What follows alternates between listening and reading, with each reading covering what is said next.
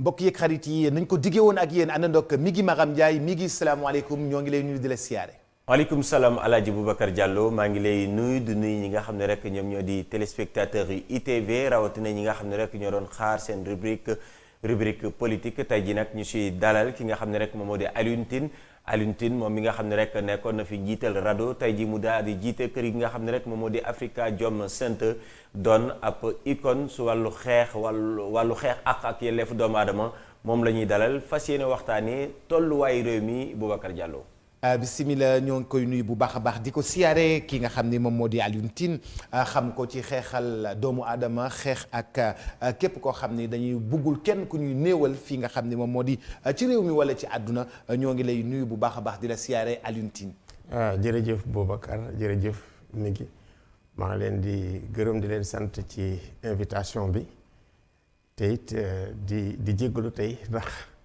circulation bi moom dafa ma bett sax. ñoo ko bokk plus d'une heure de temps maa ngi woon ci yoon bi quoi. ñoo ko bokk bismillah. d'accord alors waxtaan bi dañ koy door parce que Boubacar moom Alioune Tine xam ngeen ni ay xew-xew amoon na bu yàggul dara fii si biir Sénégal mu am ab tànk boo nga xam ni dégg nañ ni dox na ko si donc loolu yëpp la ñu bëgg a xayma ak moom def évaluation bi wax it li nga xam ne moom moo su tukkee alors tey jii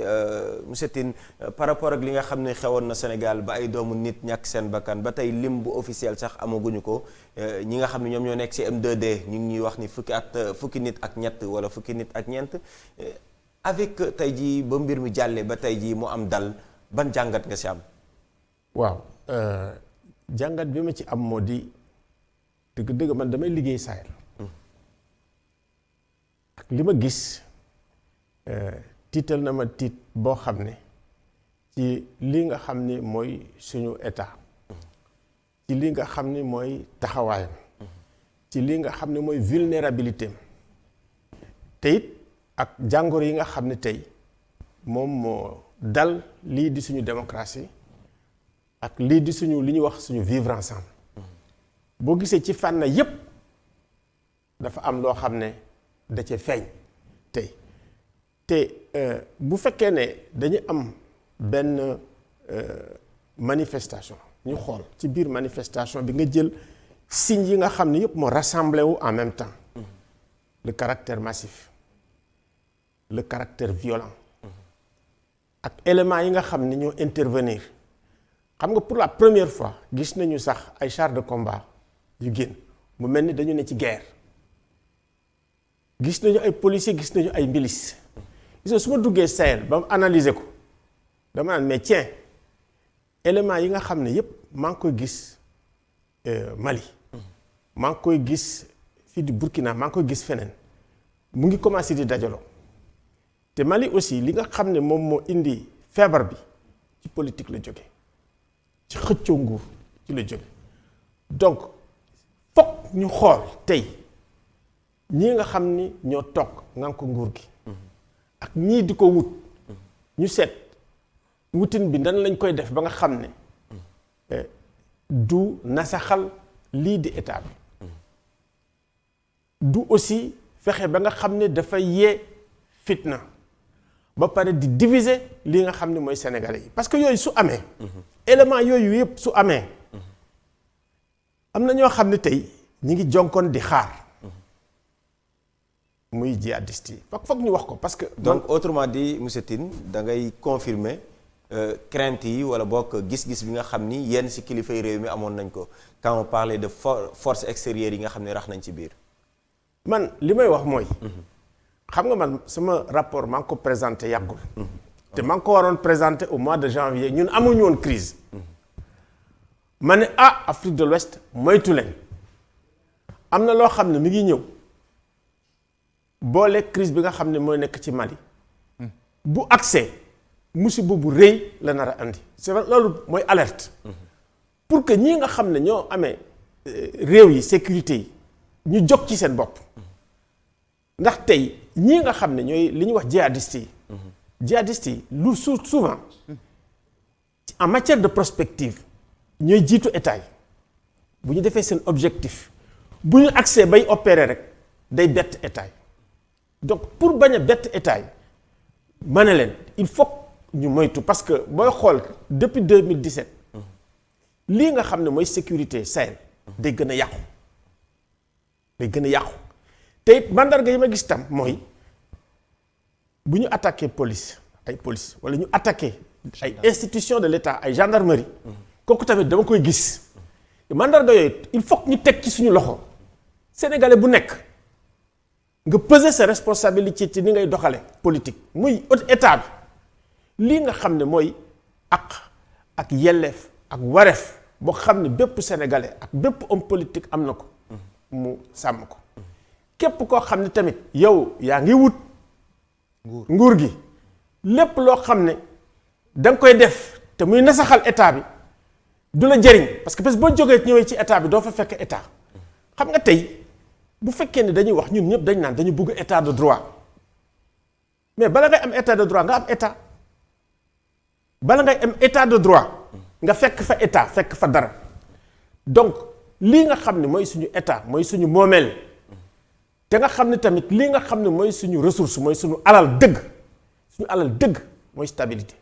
suñu alal dëgg mooy jàmm donc loolu dañ ko war a sàmm boo xam ne moo ëpp sax pétrole beeg gaz bi nga xam ne ci li nga xam ne moo indi fitna yi ci la bokk d'accord alors mais Alioune Tine si menaces yi nga xam ne yaa ngi koy wax tey jii muy suñu sécurité jëm si wàllu sous région beeg ñëw ba si biir Sénégal mais suñu réew degré de menace bi fan la toll tey jii la xam nga degré de menace bi li ma gis ci violence ak li ma gis ci tiitange yaakaar naa gis naa fi ay crises yu bëri yoo xam ne traversé nañ ko muy 68 muy 88 bii par rapport ak je veux dire nature violence yi nga xam ne vivre nañ ko fii amul peut-être aspect boo xam ne amul gendarmerie presse groupe de presse justice nga jël parlement bu ci nekk mun nga analyser ku ci nekk dafa mel ne suñu lii nga xam ne mooy suñu institution yi attanuñu woon crise bi vacillé waaw mais ma ne woon ñu ngi doon basculer waaw xam nga boo amee habitude di def alerte sooy alerte il faut ñii nga xam ne ñooy yore réew yi ñii nga xam ne tamit ñooy bugg réew mi ñu lay may nopp alerté naa bu yàgg ne lii xew nii mu ngi ñuy basculer loo vers l'inconnu gis naa ni presse bi bari génnewoon na loolu parce que am na ay ensemble de signes yoo xam ne boo ko xoolee nga gis ko surtout jaayante doole gis nga crise Mali bi mu amee man damay liggéey Mali waa opposition bi ma demee gis leen ma dem di waxtaan ak ñoom fekk na chef d'état yi ñëwuñu woon parce que keroog maa ngi woon Afrique de l'Ouest ñoom Souleymane Koné ak ñoom Choguel Maïga ma ne leen bu leen ëppal seet leen loo xam ne lii yenu na maanaam parce que léeg-léeg da nga foog ne sa état am na doole te sa état amul doole te boo ko yen bu ëpp day góor ma ne leen seet leen nan ngeen di waxtaane ñoom waxtaanuñ dëgëral IBK dëgëral mu indi coup d'état bi luñ ci gis ñoom ñëpp perte mais naka la ñuy def ba egg si fii en fait am ay leçons parce que yoo xam ne dañu jàng koy tiré war a jàng ci fii nga xam ne war nañ ko jàng tout à fait moo tax fokk ñu wax ak opposition bi fokk ñu wax ak pouvoir bi ne leen dafa jot ñu toog waxtaan waaw dafa jot bu wuteeg dialogue yi nga xam moom lañ fi doon gis non mais gis nga dialogue bi su fekkoon ne attan na mbir mi lii du am teg nañ dialogue waxtaan teg ko n'empêche gis nañ li am mais kooku diagnostic la mandarga la boo xam ne war nañ ko gis donc il faut que ñu wut ay moyens yoo xam ne ñii nga xam ne ñoo amee leadership politique bi ñii nekk ci nguur gi ak ñii bëgg nguur gi ñu fexe ba nga xam ne dañuy waxtaan ba nga xam ne wut biñ koy wut du yàq réew mi d'accord parce que tey boo analyser ba nga analyser da ngay tiit ci nekkinu Sénégal da ngay tiit ci débat yi nga xam ne mu ngi génn lenn rek moo rassurant ci man mooy bi ñu jógee ci crise bi gis nañu ñii nga xam ne ñooy justice ñu ngi seen crise def nañu benn kii di wax na proposition ngi nii gis nañ ñi nga xam ne ñooy organisation société civile jàmmi réew mi dajaloon nañ def nii mais gisaguñu politique yi ñoo ci gën a am importance ñu toog ne réew mi de nii lañ ko war a pencoo boobu nag la ñëpp di xaar parce que moo gën a am solo looloo gën a am solo parce que tey fi nga xam ne wéeru nañ fi mooy fi sës waaw mooy les chefs religieux ñoom ñoo ñu téye nii mais mënul continuer il faut ñu wane ne quand même am nañu maturité boo xam ne bu fekkee ne crise am nañu capacité rebondir loolu mooy résilience nga dem ba nga xam ne da ngay toucher ci suuf nga xoolaat sa bopp parce que crise aussi opportunité la nga xoolaat sa bopp. D'accord mais suñuy ñëwaat parce que tey jii si li nga xam ne moom moo xew Sénégal wax nga ko tout est de son ñu daal di basculer vers l'inconnu mais suñuy xool également est-ce que doonul loo xam ne mënoon nañ ko éviter vu fi histoire bi déparé parce que affaire privée la tey mu dem ba nga xam ni xeex nañ ci démocratie wax nañ ci wàllu liggéey est-ce que mënuñ ko woon éviter également ñu situer les responsabilités. xam nga boo ñëwee ci ginnaaw di dugg ci ay détails day tax doo analyser mbir mi ni nga ko mën a analyser. c'est que li wane ne rek ne dañu woyof c'est que boo jëlee affaire bi nga tëj ko ci chambre massage bi doo gis li xew kooku en fait dafa nekk goutte d'eau bi nga xam ne mooy kii mais li nga xam ne tax na nit ñi di fermenter xam nga lu ma wax di fermenter dafa yàgg dañu fermenter lu yàgg te loolu état bi am na ci responsabilité bu rëy ci par exemple nit ñi seen àq ak seen yelleef lii bokk ci muy ñëw muy mbas mi gis nga mbas mi toog bi ngay toog soo demee Europe nga seet ñoom dañu analyser am na ñu ci dof am nañu ci indi dépression yu mais nga toog amoon liggéey mënatoo liggéey amoo xaalis xam nga ñu bariwul ñuy xaru boo demee ay Europe dañuy xaru mais fii dañu mën a muñ mais dafay am limite donc gestion mbas mi ngi ci donc saa lépp loo xam ne tey da nga koy gérer mu jëm ci Sénégal fokk nga waxtaan ci ak sénégalais yi yéen a ko bokk yow mi nga xam ne da ngay faj xam nga sax docteur buy dem balay faj day waxtaan ak yow seet sa fii metti na sa li ma la déglu la fi mu ne nii Sénégal dafa feebar xam nga sëñ Cheikh Tidiane Al Maktoum dafa ne réew mi war nañ ko sang réew mi dafa karaas dañ ko war a sang xam nga leen sax dañ naan yow demal sangatu ji léegi sa mbokk ni demal sangatu ji wala ñu sangat la waaw fii foofu lañu toll ci Sénégal sangat bi kooku nag foog ñëpp jàpp ne tey dañu war a sangatu parce que menaces yi nga xam ne moom lañ am il faut que sénégalais yi toog bokk ndey bokk baay jàkkaarloog menaces yi menaces yooyu moo ëpp doole leneen parce que daf ñuy tas léegi bi ngay daaneel da nga wax ni pétrole ak gaz bokk na ci li indi coow li nu mu ko indee xam nga pétrole bi ak gaz bi du sénégalais yi rek ñoo ko soxla am na ñu leen ko gën a soxla ñu leen gën a xam lan moo fa ne ci quantité yi parce que léegi état yi africains yi daañu am seen alal seen ay ressources duñ fa mën a àgg sax donc ñii nga xam ne ñoom ñi ngi teg seen bët ci suñu pétrole ak ci suñu gaz ils ne sont pas indifférents ci kan mooy diriger réew mi parce que yaa ngi may déglu bu baax te dañ ci intervenir alalu réew mi ñi nga xam ne seen wërsëg mu ngi fi te ñi fi tibb te seen wërsëg moo ëpp li fi Sénégalais yi sax di tibb mais ñooñu ki ñi war a am réew mi dañ ci ne te bu ñu ko buggee xar ñaar dañ koy xar ñaar te bu buggee xam nga léegi yow boo buggee alalu ki diw xam nga doy def da nga koy nasaxal su ko defee yow da ngay sëgg rek for lépp loo xam ne ñu ngi koy defar ci technologie yu bees yi muy intelligence artificielle muy ressource boo gis moo xam bu technologique di dawal loo fusée yëpp fii lañ koy jël Afrique mais ñu ko soxla ak réew yi nga xam ne ñoo ko ëppale ñoo gën a nasax ci biir Afrique kooku war nañu yee Afrique de l'Ouest dafa yeewu suba rek bari xaalis bari alal macha allah. yow bari alal booru 2010 c'est pas par hasard ñu yeewu. Libye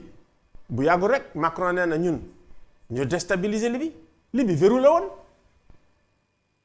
moo déstabiliser Sahel yëpp bi ñu ñëwee ni dañ koy régler mais ba tey day gën a non seulement mënuñu ko mais dafa gën a màbb soo demee par exemple nga dem fii di Niger Niamey ak quelques kilomètres rek foofu rek moo am sécurité boo jëlee Bamako moo am sécurité léegi boo jëlee Ségou nga jël Sikasso nga jël Kaay mooy ñun direct waaw yooyu yëpp amatul sécurité nga jël Burkina noonu man Burkina maa nga foon ci élection yi am Burkina bu amoon fii révolution am mais ñoom dañu toog ne fi ñu toll ak fi réew mi toll ak xeex bi ñu ne foog ñu bokk nekk benn ci la li di seen leader opposition daal di dugg nekk kii d'état donc dañu toll ñun tam foo xam ne fii sénégalais yi il faut ak fu leen bëgg yem nguur ñu xam ne suñu fekkee ne bëgg nañu suñu état continuer di dox nekk fi il faut au moins ñun ñu xool menaces yi nga xam ne nii mooy menacer Sénégal ñu bokk koo xeex. mais en faisant quoi par exemple Alioune Tine concrètement foog ñu waxtaane réew mi fu mu toll foog ñu waxtaane ko parce que mënuñu xam nga tey dañu am démocratie boo xam ne démocratie électorale la mu nekk démocratie boo xam ne démocratie de confrontation la léegi démocratie bi mu ngi tourner à la guerre xam nga lu wax c'est que booy xool gradation bi su fekkee ne nag ànduñoo ak suñu sago tuuti toog waxtaan c'est amuñu benn mécanisme tey boo xam ne bu fekkee ne am nañ ay contentieux moo koy régler mënuñu lu xew ñu daal di dem ci xalif bi di ko lii xew na il faut sénégalais yi toog su xalif bi dañ ko war a wut ci loo xam ne bu fekkee ne réew maa ngi tàkk ñu dem ni ko mu ngi tàkk mu daal di wax mu fay mais bu fayee nag foog ñun ñu am suñu responsabilité ak suñu capacité toog mûrement bu fekkee ni Sénégal moo leen ñor bu fekkee ni Sénégal moo leen ñor kii ak Sonko ak Macky Sall mais dañu war a waxtaan duñu ay noonu ay sénégalais lañ bu fekkee ne ñoom ñëpp dañu bëgg Sénégal mais dañu war a waxtaan su fekkee ne dañu ne ay élection dafa am muy andi coow ñu toog waxtaan ak a yomb su lu nu mel est-ce que yow noppi nga par exemple def sa ay jéego parce que gis nañ la nga dem seeti Sonko waxtaan ak moom ak lan mooy say responsabilité su lu nu mel ba jàmm mun a am définitivement Sénégal. ma ne ñu ngi koy def ak jàmmi réew mi. jàmmi réew mi def na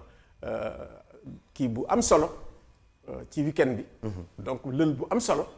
génne nañ fa aussi ay recommandations yu am solo daañu ko tasaare ak acteurs yépp parce que loolu tamit mooy li nga xam ne mooy liggéey société civile. li ci des dinañ continuer di artu parce que artu lañ mën. dinañ continuer di artu. dinañ continuer ni leen. seen non bi ngeen ne waruñu non. démocratie du non. c'est extrêmement important. et puis démocratie dañ koy xalaat gis nga boo demee ba xam ne xalaat jeex na ci démocratie idéologie jeex na lan la ñuy wax identité. loolu la ñu dal loolu mooy feebaru démocratie bu ñu demee ba nga xam ne ñu ngi nekk di xuloo ci identité. mooy suñu démocratie màbb na dëgg. parce que démocratie yi màbb yépp moom nga koy noonu nga koy gisee. mais lu tax may wax Alioune Tine mooy xam nga si wàllu àq ak yelleef doomu aadama Boubacar wax na ko wax naa ko si njëlbeen yow tey jii icône nga si mais te nee nga alerté nga benn yoon alerté nga ñaari yoon la presse en a parlé mais est-ce que am nga impression que ni parti yi nga xam ne ñoom ñoo ko séq rawatina way politique yi ñi ngi lay déglu par exemple. si am na ñu bëri ñu ma waxal ci biir mbir mi nag leader yu bëri. jël naa sama téléphone waxtaan ak ñoom déglu nañ ma wax dëgg yàlla déglu nañ ma mais fi ñu toll nii weesu nañu fay taal daay bañ a am moom la ñu war a xeex léegi kii comme fay nañ ko nañ ne alhamdulilahi rabbil alamin parce que kenn xamuloon fan lay jëmale Sénégal léegi il faut lépp loo xam ne dafay indi daay ñu seet nan lañ koy fayee te am nañ opportunité bi tey am nañ opportunité waruñu nekk fii di jël jaas yi di ko nàmm di jël fetal yi di ko teg man bu ma liiree presse bi tey dama naan mais écoutez est-ce que les hommes politiques xam nañ lan moo ñuy xaar gis nga tey jihadistes yi ñoom def nañu seen carte def lu ñuy wër te jihadistes yi dañuy àndandoo ak ñi nga xam ne mooy samba boy yi am doole yi maanaam ñi nga xam ne dañu nekk ci drogue bi ñi nga nekk le grand banditisme affaire bi dafa hybride dafa bari ay acteurs yu ci bokk te acteurs yooyu bu fekkee ne dañu song état bi te ñin ñi booloowuñu musiba lay indi te loolu il faut ñu wax ko il faut que homme politique yi xam ko il faut que jeunes yi xam ko te lii nga xam ne tamit moo koy andi mais écoutez mooy boddi boo jëlee tey nga xool ni ñun ñoo nekk continent bi nga xam ne moo gën a jeune te jeunesse bi amuñu fonction amuñu statut amuñu ëllëg surtout ëllëg avenir ñu xool amuñu ëllëg gis nga boo toogee nga dem nga toog nga xool sa jeunesse ñu ngi jël gaal yi di dem ñu ngi jël désert bi di dem di dee mais loolu feebaru réew la te loolu mënul continuer te du ñuy jël gaal gi de am na ñuy jël gaal gi di dem mooy imaginaire bi nga xam ne mooy imaginaire xale yi waaw Eldorado am na ñoo xam ne dañuy yàq mooy ñu jël fetal yi boo jëlee ay Boko Haram ak yooyu jeunes yi la amuñu fuñ jëm boo demee nga xool jihadiste yi ne foofu yëpp ñuy jox moto yeeg fetal yi jeunesse bi la ba pare booleeg ñi nga xam ne nag dañu ne ñun demuñu fenn dañuy toog dañuy def révolution te it bu fekkee ni def nga révolution te xalaatuloo ko xalaatoo foo dem amuloo force yi léeg-léeg mu yóbbu la ci aventure mu yóbbu la ci situation boo xam ne c'est encore pire donc lii faj loolu mooy penco. d'accord alors si penco boobu laay desandek yow parce que gis nañ tamit comme ni nga ko waxee léegi sa biir yi kàddu type de discours bi nga xam ne ñu ngi koy élever fii si biir Sénégal que ce soit muy woy politique bi que ce soit muy ñeneen rawatina lu jëm si wàllu waaso ndaxte am na ab xeexoo sax bu fi am ñu gis ni nit ñaa ngi si doon tudd ay xeet si biir Sénégal naam peut-être demeew fa woon noonu alors menace la également Sénégal lu ne mel. menace la maanaam xam nga par exemple bi ñu daan jël indépendance bi. booy xool day am ay courant de pensée yu génn jël négritude nga jël nation négriculture nga gis ni ñooñu seen xeex ci xeex xalaat la naka lay demee loolu nag moo tumuranke tey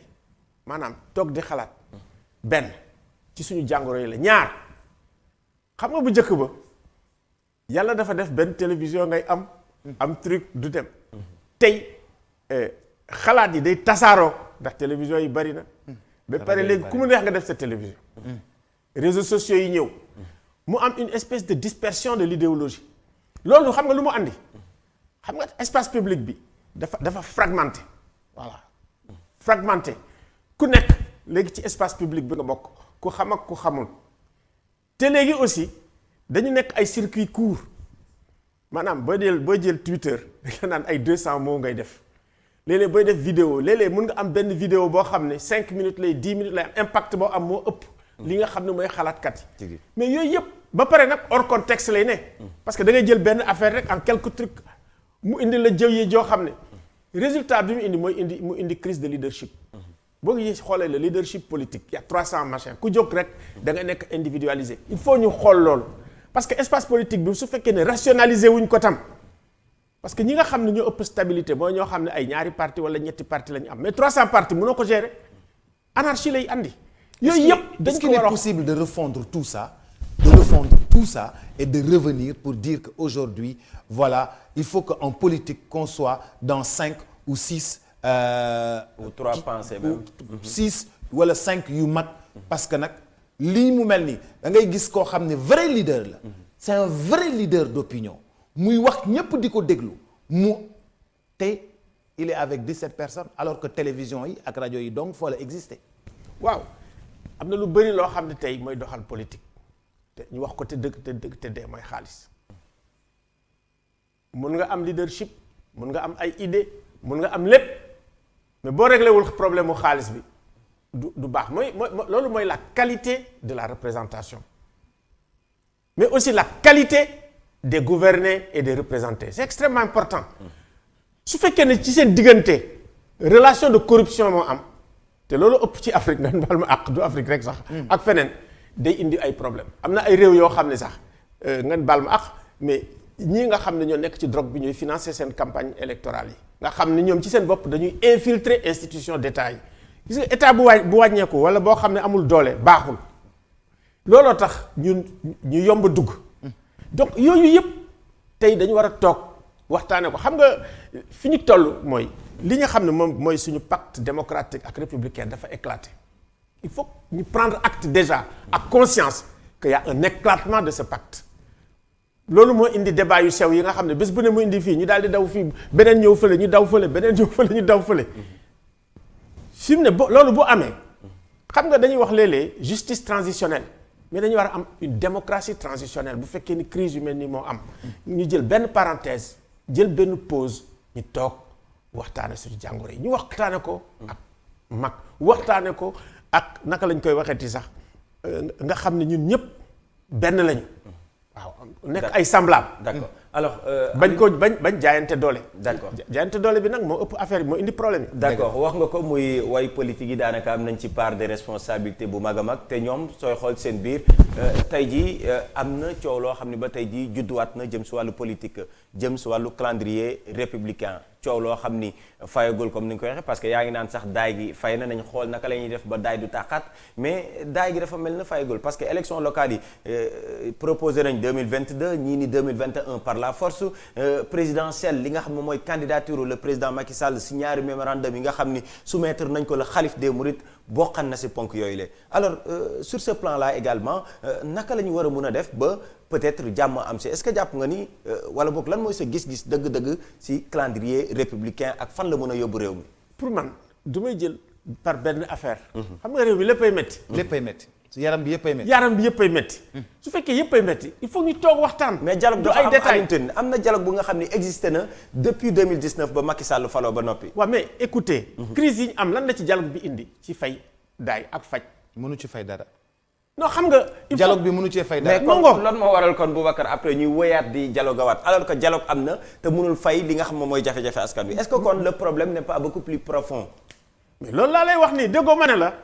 féppay métti. réew mi dafa feebar féppay métti bu fekkee ne da ngay ñëw rek nga jàpp ci bët bi wala nga ne xaaral nga faj da ngay faj mu ñëwaat. kon quel type de dialogue bu différent ak bu amoon. xam nga dialogue bi li ko mettil mooy ñii naan wóolu naa ñii war il faut que kóolute dellu si. xam nga kóolute dafa am solo problème yi ñu am ñëpp problème kóolute la wóoluwuma justice wóoluwuma gouvernement il faut que ñu fexe ba nga xam ne dañuy dialogue ba kóolute nekk seen diggante ba nawloo nekk seen diggante parce que kóolute amul nawloo amul kooku crise bu rëy a rëy la crise bu rëy a rëy la njëkkee boo njëkkee léegi il faut ñu fexe ba nga xam ne dañuy tabaxaat ba kóolute am kooku président bi am na ci wàll bu rëy lii nga xam ne mooy opposition am nañ ci wàll lii nga xam ne mooy société civile am nañ ci wàll yéen ñi nga xam ne yéen ne presse bi xam nga presse bi sax mooy la démocratie de tous les jours de presse bi fekkee ne dañ boo jëlee révolution 1789 ñoom ñooy démocratie du woon sax parlement bi presse bi moo amoon solo te presse bi am na ci njëriñ c'est-à-dire que indépendance su presse bi ak wax leen dëgg daf ci am solo lool daf ci am solo réseaux sociaux yi daf ci am solo te it dañu nekk situation boo xam ne bu fekkee ne dañ wax te dëgg te dee suñu éducation dafa màbb te éducation dafa màbb il faut que ñu defaraat suñu éducation suñu culture dafa màbb éducation ak culture plus que pétrole ak gaz ñooñu gën a mën a yëkkati kooku mooy tax ñu am ay capacité de sublimation de dépassement. éducation ak culture plus que le pétrole et le gaz. plus que le pétrole et le gaz éducation ak culture mais da ngay dem nga xool yeneen réew yi li ñu dugal ci culture ak ni ñu ko tabaxee mu nekk industrie culturelle jël industrie culturelle bu Amérique wala nga jël ko bu Europe ñun dañ foog ne du indi dara dañuy nax culture dafa am solo culture buñ ko bàyyee di màbb maa la wax loolu éducation buñ ko bàyyee di màbb li ma gën a tiit toujours su ma defee suma rapport ci Mali damay xool nga dem ñu de la bon lu mat ay 200 écoles tëj na ay 200 000 élèves ñu ngi ci ma ne mais ñooñu lan mooy ëllëgu Mali le nord du Nigéria boo jëlee nga jël xool pourcentage de alphabétisation moo gën a manqué alpha ay 5% la c'est pas par hasard mu am ay affaire Boko Haram idéologie yi leen mën a dugg day yomb donc il faut ñu tabaxaat loo xam ne lii dafay tax sénégalais yépp gis ci seen bokk ni ñun ñoo ko kii mais bu fekkee ne dañu bëgg nguur chaque fois buñ ko amee mu mel ni guerre civile kooku baaxul si ñun te kooku pétrole beeg gaz bi ci li ko indi ca la. d'accord alors altine bee ñu génn bu yàggul dara daal ngay doon nga pour fàttali 3 minutes ndaw ñi nga xam ne rek ñoom ñu di les Nations Unies produire nga ab rapport bu yàggul dara tirer say recommandations tirer say conclusions mais pour rester ci contexte bi wala bokk prétexte bi maanaam xew Sénégal ak lu xew Mali sànq am na loo ñu ci jot a wax par rapport ak similitudes yi de manière globale ak sa rapport li nga xam moom la joxeel yan similitude nga gis ci rapport bi te ñu tàmbali ko gis fii ci biir Sénégal au-delà de manifestations yi nga xam ne xewoon na fi. mooy xam nga état suy na sax day feeñ ci ay institutions par exemple tey boo jëlee problème mu impunité pour ñu juger problème la Mali ci problème yu gën a rëy la loolu day feeñ gis nga tey fii pour juger problème la kooku indice la il faut que ñu tabaxaat li nga xam ne mooy suñu justice nga ñëw suñu parlement en fait 23 juin ni woon nañ kat il faut que ñu tabaxaat parlement boo xam ne du mel nii dama lay jox nag ñaari exemple yoo xam ne benn exemple boo xam ne exemple Amérique xam nga yoon day tax nga am le sens des limites fii la sa limite yem quel que soit ton pouvoir kii nga xam ne mooy Trump ay magistrats yoo xam ne ñoom vraiment ay républicains lañ dañu ko ne yow dañu ne dañ sàcc élection yi mën na ko déedéet sàcc ñu élection yi yëf yi dox na mooy justice non c'est que justice bu dëgër ak ay lois yu ñuy respecté ñaareel bi mooy parlement bi d'abord kii nga xam ne mooy vice président moo ko ne Trump li nga def du yoon li nga def insurrection la parlement am ci boppam nga xam ne ñoom ñoo ko jàppale Trump ñoo ko ne li ngay def du yoon ça veut dire que bu fekkee ne am na ay dérives majeures su fekkee ne ci sa wet am na ñoo xam ne dëgg rek la ñuy déglu xam nga loolu moom mooy problème ak suñu politique bi dafa bari déni ak ay mensonges loolu moo tax discrédit di am ci politique mais ñoom au moins sauvé nañ kii nga xam ne mooy Biden looloo tax Biden ne président mais su fekkoon ne tey ci benn pays africain la Biden soit mu ngi en prison soit mu ngi nekk en exil donc am ay institutions yu dëgër baax na kon fokk ñu waxtaan waxuma ne nag mun nañ yeewu suba rek am lu mel ni Amérique mais ñun